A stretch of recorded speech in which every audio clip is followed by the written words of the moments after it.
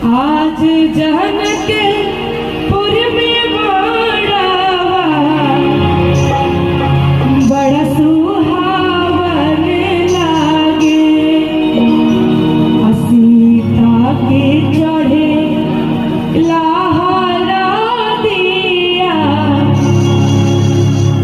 मन भावन लागे।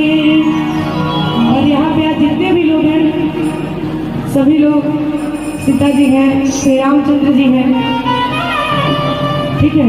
तो रामचंद्र जी को भी हल्दी लगा था। राम जी के लागे लहरा दिया मन भावन लागे।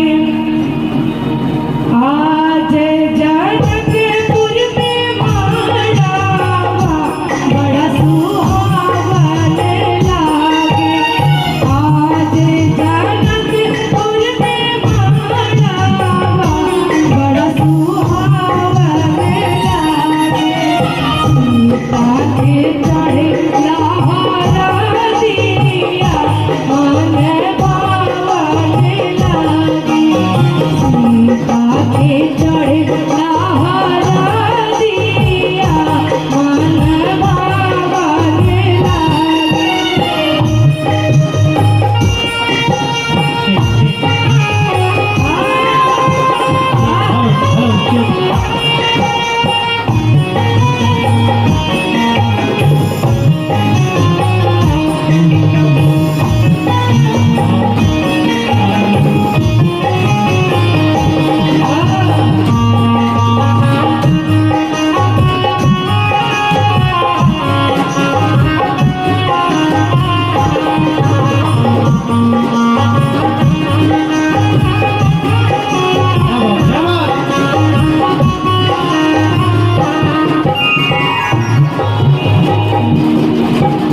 हरे हरे बसवा कटवली जनकिया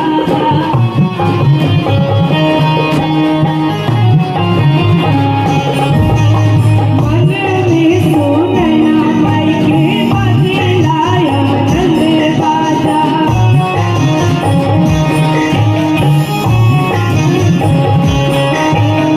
हरे हरे बसवा कटवली जनकिया मन में सोनना माई के बदला आनंद बाजा।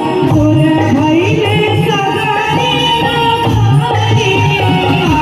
बड़ा सुहावन लागे।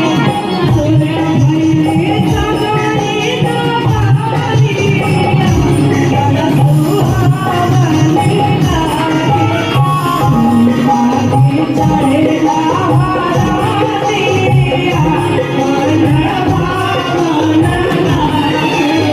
सीता के चढ़े लहरा दिया मन भावन लागे।